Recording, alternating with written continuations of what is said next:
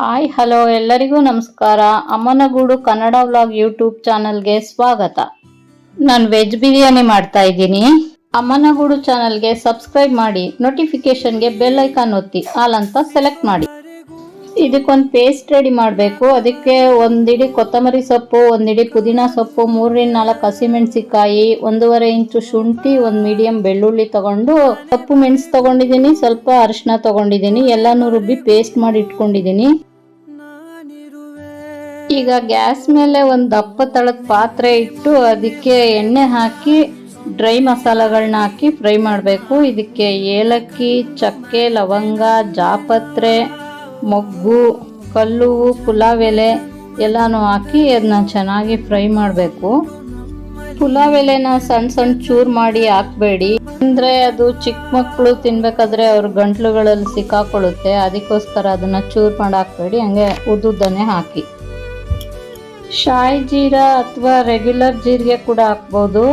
ಹಾಕ್ಬಿಟ್ಟು ಇದನ್ನು ಫ್ರೈ ಮಾಡಿ ಇದಕ್ಕೆ ಸೋಂಪು ಕೂಡ ಸೇರಿಸ್ತಾ ಇದ್ದೀನಿ. ಮಸಾಲೆ ಘಮ ಬರುವವರೆಗೆ ಚೆನ್ನಾಗಿ ಹುರಿದು ಮಸಾಲೆ ಎಲ್ಲ ಕ್ರಿಸ್ಪ್ ಆಗೋವರೆಗೂ ಹುರ್ಕೊಳ್ಳಿ. ನಂತರ ಇದಕ್ಕೆ ಒಂದು ದೊಡ್ಡ ಈರುಳ್ಳಿನ ಸ್ಲೈಸಾಗಿ ಕಟ್ ಮಾಡಿಕೊಂಡು ಮಿಕ್ಸ್ ಮಾಡ್ತಾ ಇದ್ದೀನಿ. ಈರುಳ್ಳಿ ಹಸಿ ವಾಸನೆ ಹೋಗೋವರೆಗೂ ಹುರಿಬೇಕು, ಮತ್ತೆ ಸ್ವಲ್ಪ ಅದು ಕ್ರಿಸ್ಪ್ ಆಗಬೇಕು ಚೆನ್ನಾಗಿ.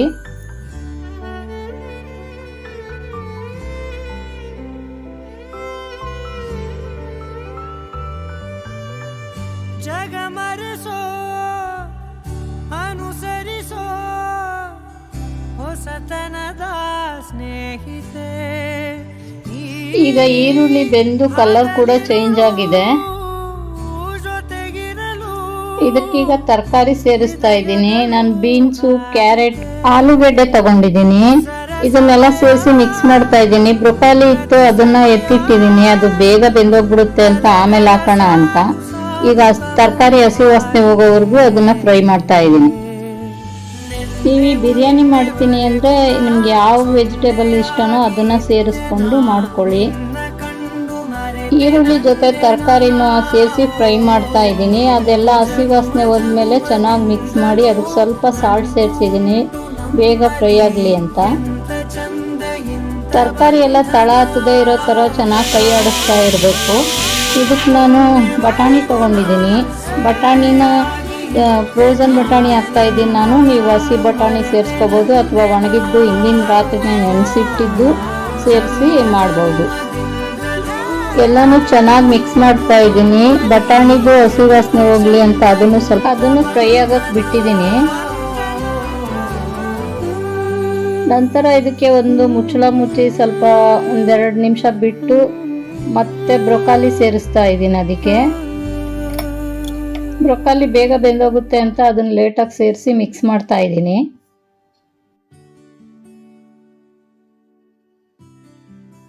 ಬ್ರೊಕಾಲಿ ಹಸಿ ವಾಸನೆ ಹೋಗೋವರೆಗೂ ಅದನ್ನು ಸ್ವಲ್ಪ ಫ್ರೈ ಮಾಡಿ ಮುಚ್ಚಿಟ್ಟಿದ್ದೀನಿ.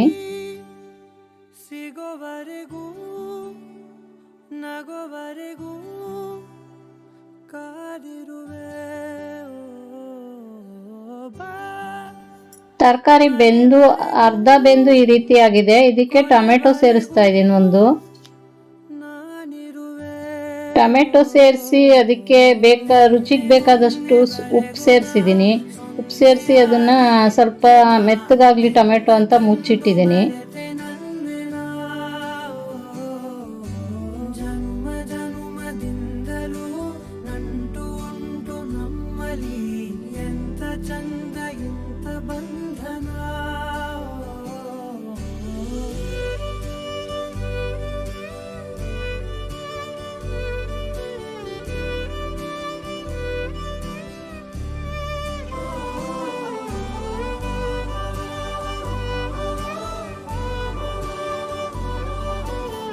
ನಂತರ ಇದಕ್ಕೆ ನಾನು ರುಬ್ಬಿಟ್ಟಿದ್ದು ಪೇಸ್ಟ್ ಸೇರಿಸಿ ಮಿಕ್ಸ್ ಮಾಡ್ತಾ ಇದ್ದೀನಿ.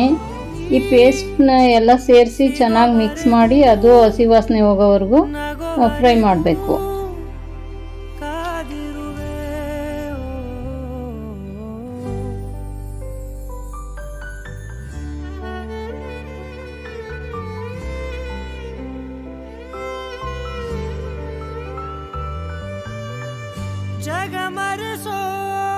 ಮಸಾಲೆ ಜೊತೆ ಹಸಿ ಪೇಸ್ಟ್ ಕೂಡ ಮಿಕ್ಸ್ ಆಗ್ತಾ ಇದೆ.